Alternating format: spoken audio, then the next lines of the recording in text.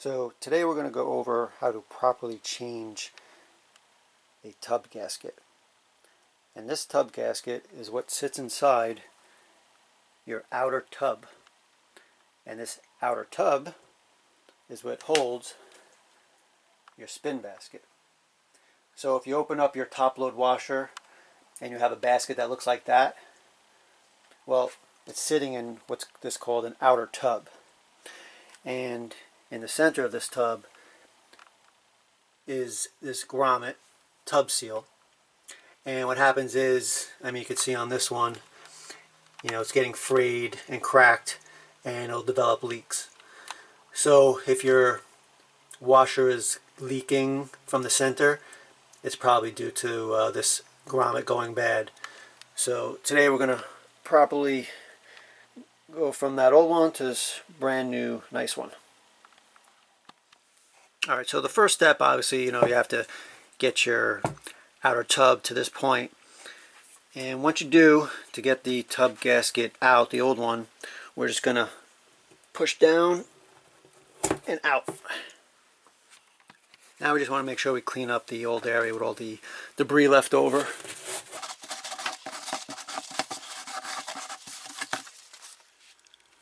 Alright, so here's the old gasket that came out. Just looking at it, it's warped, frayed, it's cracking, and it wasn't leaking when I got it, but you could see what can happen over the years. So it's definitely good to replace these, even as a preventative maintenance. So here's the new one. This is the one I have with the model number. Now this might seem silly, but what you want to do is make sure the new one is the exact same size as the old one.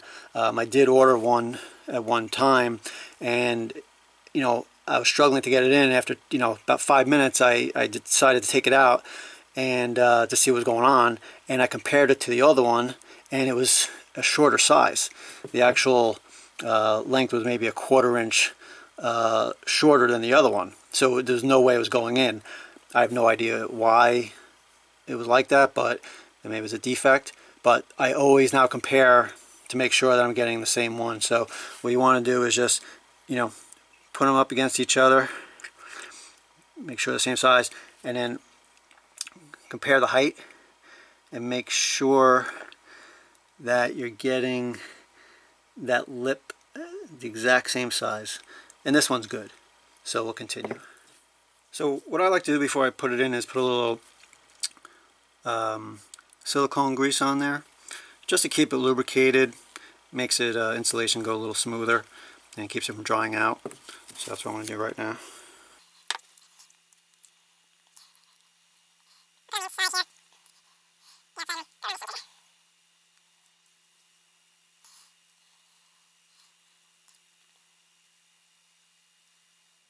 Alright, now after we got it lubed up, we flip the tub over to see the bottom, and we're gonna stick this with the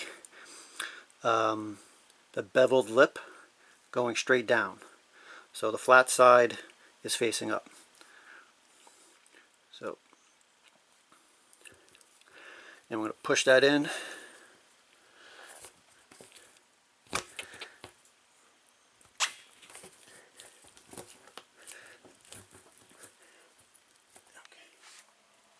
Alright, so what I want to show you here is we got it in from the other side, but this is not in. You see how you have some exposed lip here? This edge needs to come out fully and go all the way around. So this is only halfway in. And the last thing you want to do is think that it's in, go through the rest of the insulation, and then it's still going to leak because you didn't put this in right.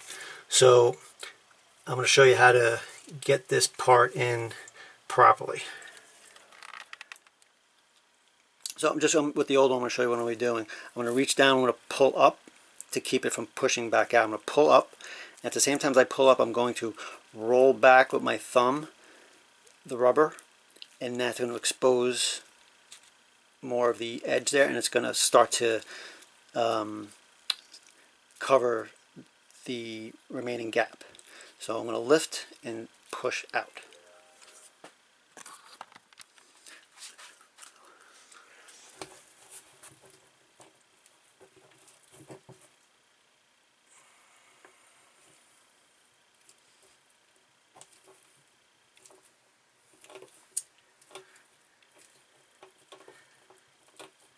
See, I'm working that edge. Now that edge, that's where I want it to be. This is where I want it to be. So I'm just going to keep working all the way around until I get that rounded edge.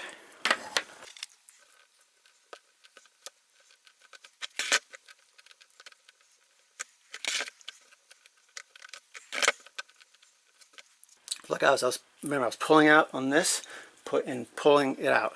And now this is what we want. It's fully covering the gap, nice and round. And that's it, we are done.